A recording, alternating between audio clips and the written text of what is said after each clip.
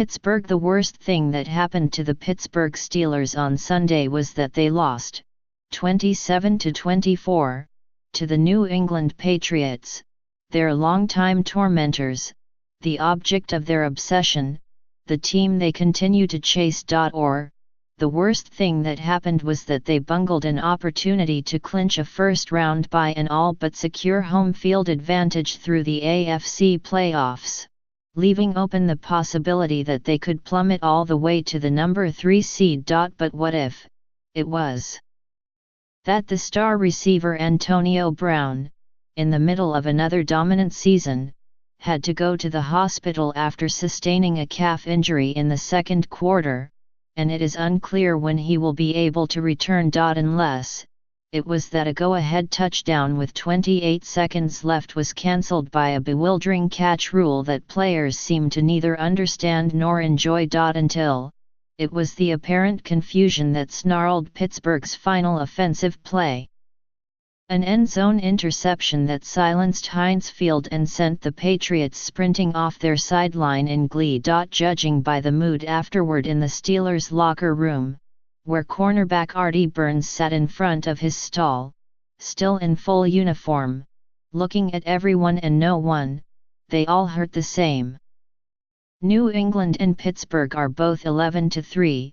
The Patriots now own the number 1 seed by claiming the head-to-head tiebreaker. Obviously the Patriots are the team to beat, offensive tackle Alejandro Villanueva said. They've proven year in and year out that they dominate the AFC, and for us, if we want to accomplish our goals, we're going to have to beat them at some point. We had a pretty good chance today.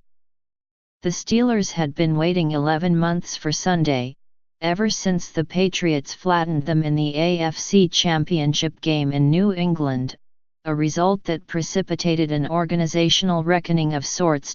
Pittsburgh spent the off-season assessing the optimal defensive strategy to stifle Tom Brady and stressing the importance of facing New England this season in the playoffs because it was going to happen, players said at home, instead of at Gillette Stadium.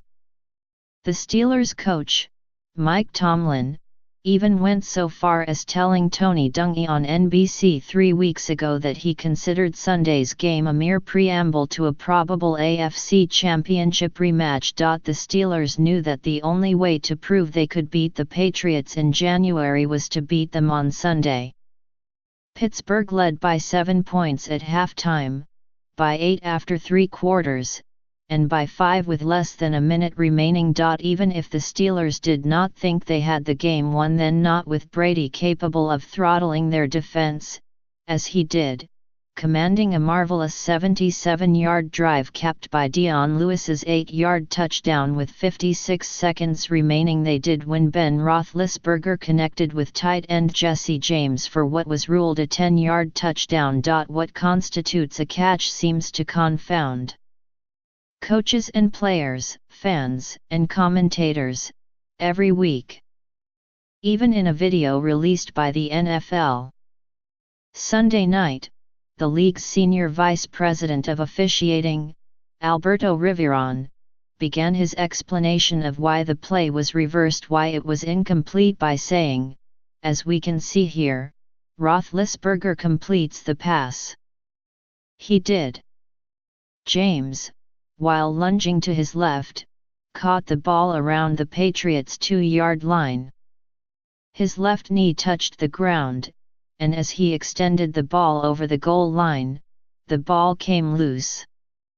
As far as disputed receptions go, this ventured nowhere near Dez Bryant's negated touchdown in the playoffs 3 years ago.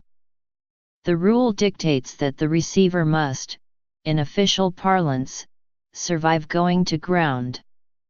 That is, James needs to maintain control of the ball through the entirety of the catch, which he did not. The ball hit the ground, the referee Tony Correnti told a pool reporter, and that's the end of it at that point.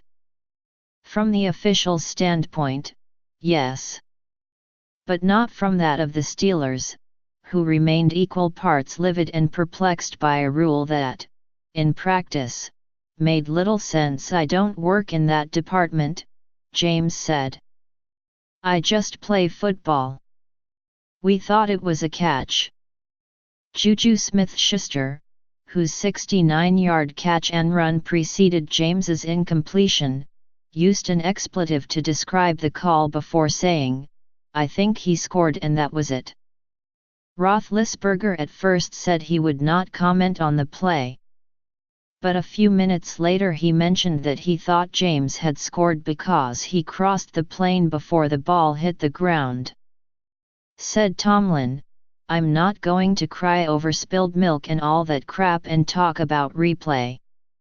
I ain't doing it."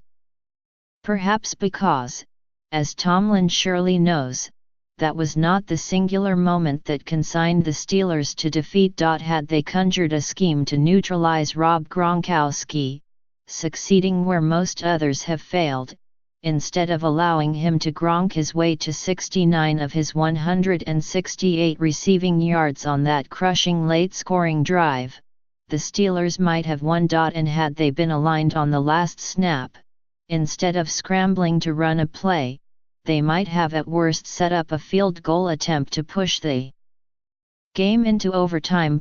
2 plays after the reversal, on 3rd and goal from the New England 7-yard line with 9 seconds left, Roethlisberger went to the line of scrimmage having communicated that he would spike the ball to stop the clock.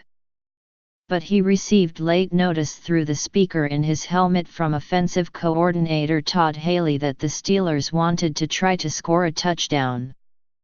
Without a timeout or sufficient time to change the call, Roethlisberger signaled to receiver Eli Rogers, who ran a slant, and then fired a pass that was deflected by cornerback Eric Rowe into the arms of teammate Duran Harmon. "We're not going to look back and second-guess anything or anybody," Roethlisberger said. With 2 games left, the Steelers must compartmentalize and regroup, and handle the potential absence of Brown, who, according to multiple reports, will miss at least the rest of the regular season with a partly torn left calf muscle.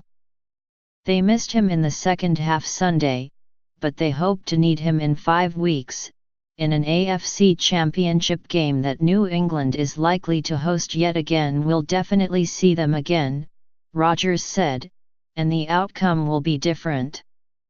Maybe, maybe not." The Steelers are embracing a reprise of Sunday's classic contest well, without all the bad things.